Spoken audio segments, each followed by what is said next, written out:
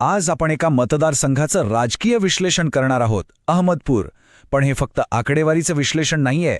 आपण हेडलाईन्सच्या पलीकडे जाऊन भारतीय लोकशाहीची गाडी नेमकी कशी चालते हे समजून घेणार आहोत. चला तर मग या मतदारसंघाच्या राजकीय आत्म्याचा शोध घेऊया. महाराष्ट्राच्या लातूर जिल्ह्यातलं अहमदपूर हा फक्त नकाशावरचा एक ठिपका नाहीये. हे एक जिवंत ठिकाण आहे, ज्याची स्वतःची एक कहाणी आहे, आणि ही कहाणी आपल्याला डेटा आणि आकडे सांगतात. पण ही कहाणी समजून घ्यायची असेल तर आपल्याला आधी तिथली माती आणि तिथली माणसं समजून घ्यावी लागतील. राजकारण्यांना मिळणाऱ्या मतांचा हिशोब करण्याआधी तिथल्या सगळ्यात मोठ्या मानवी समस्येकडे पाहणं गरजेचं आहे. कारण लोकांच्या जगण्याचा संघर्षच ठरवतो की ते मत कोणाला देणार. आणि अहमदपूरची सगळ्यात मोठी वेदना आहे पाणी.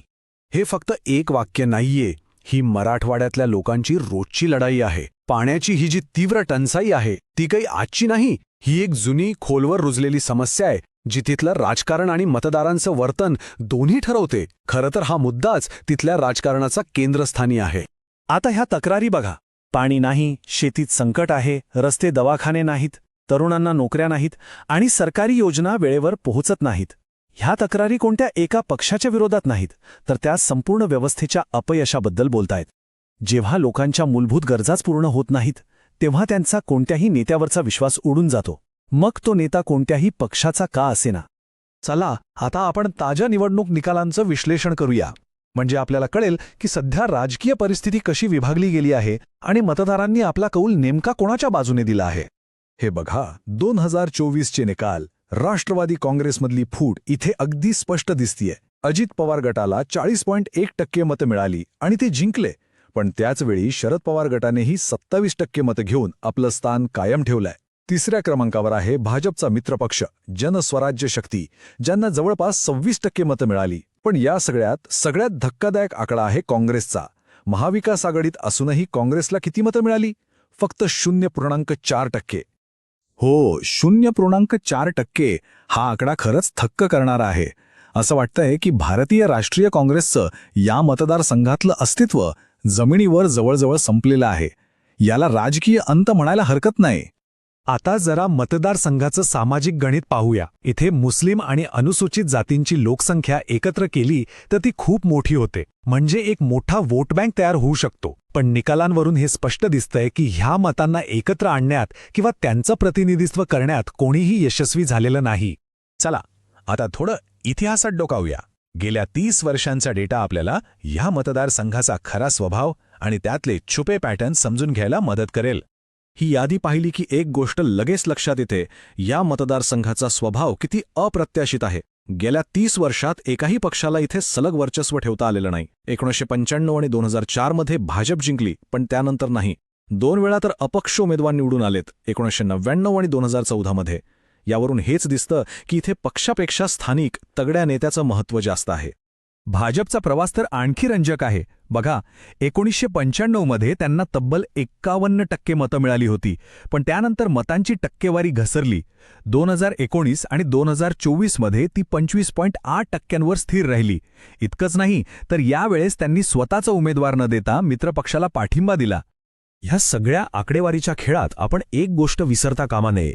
आपल्या लोकशाहीचा खरा उद्देश फक्त निवडणुका जिंकण्या नाही, तर प्रत्येक नागरिकाला सन्मानाने जगता यायला हवं. आणि त्यासाठी राजकीय चर्चा ह्या नेहमी जबाबदारीने आणि माहितीच्या आधारावर व्हायला हव्यात. ठीक आहे, आत्तापर्यंत आपण समस्या काय आहे हे पाहिलं. आता उपायांवर बोलूया. जर कोणत्या नेत्याला अहमदपूरच्या लोकांची खरोखर सेवा करायची असेल तर त्यांच्यासाठी एक रणनीतिक आराखडा, एक ब्लूप्रिंट तयार आहे. आणि ही पक्षनिरपेक्ष आहे. याला आपण म्हणूया चतुर्मुख सिद्धांत.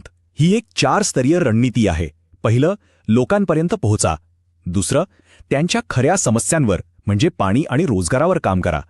तिसरं, पक्षाची संघटना बूथ लेव्हलपर्यंत मजबूत करा.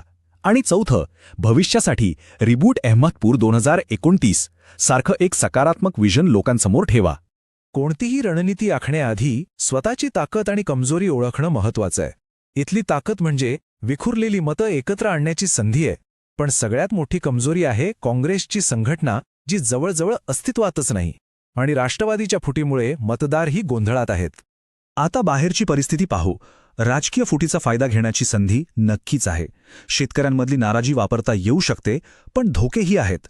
आक्रमक राज्य सरकार, सामाजिक तणाव आणि मीडियाची नजर या सगळ्या गोष्टींना तोंड द्यावं लागेल. म्हणजे संधीचं सोनं करताना सावधगिरी बाळगावी लागेल. कोणत्याही राजकीय पक्षाला किंवा नेत्याला पुन्हा उभं राहायचं असेल तर सगळ्यात महत्त्वाची गोष्ट आहे लोकांचा विश्वास परत मिळवणं. आणि हा विश्वास फक्त भाषणांनी मिळत नाही. त्यासाठी जमिनीवर काम करावं लागतं, लोकांच्या समस्या सोडवाव्या लागतात. ही एक लांबची पण गरजेची प्रक्रिया आहे.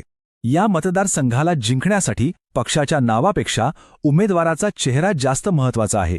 उमेदवार कसा हवा तर स्वच्छ प्रतिमेचा, लोकांमध्ये सहज मिसळणारा, ज्याची ओळख शेतकरी नेता किंवा सामाजिक कार्यकर्ता म्हणून आहे. तो बदलाचं प्रतीक म्हणून लोकांसमोर जायला हवा. आणि हो, आजच्या जगात लोकांपर्यंत पोहोचताना एक नैतिक आणि कायदेशीर जबाबदारीही येते. लोकांच्या वैयक्तिक माहितीचा, त्यांच्या डेटाचा आदर करणं गरजेचं आहे. भारताच्या कायद्यानुसार तुम्ही कोणाचाही डेटा त्यांच्या स्पष्ट परवानगीशिवाय वापरू शकत नाही. विश्वास जिंकण्याचा हाही एक महत्त्वाचा भाग आहे. थोडक्यात सांगायचं झालं तर पुनरागमन करण्याची रणनीती 3 गोष्टींवर अवलंबून आहे. लोकांपर्यंत पोहोचणारा योग्य संदेश, पक्षातली एकता आणि लोकांपर्यंत पोहोचण्याचा एक पक्का प्लॅन. ही फक्त आश्वासनं नसावीत तर सुशासनाचा एक ठोस आराखडा असावा. आणि शेवटी सगळ्यात कळीचा प्रश्न एकच आहे. अहमदपूरचं भविष्य या एका गोष्टीवर अवलंबून आहे की येणारा पुढचा नेता पक्षाची सेवा करेल की जनतेची. या प्रश्नाच्या उत्तरातच या मतदारसंघाची पुढची दिशा दडलेली आहे.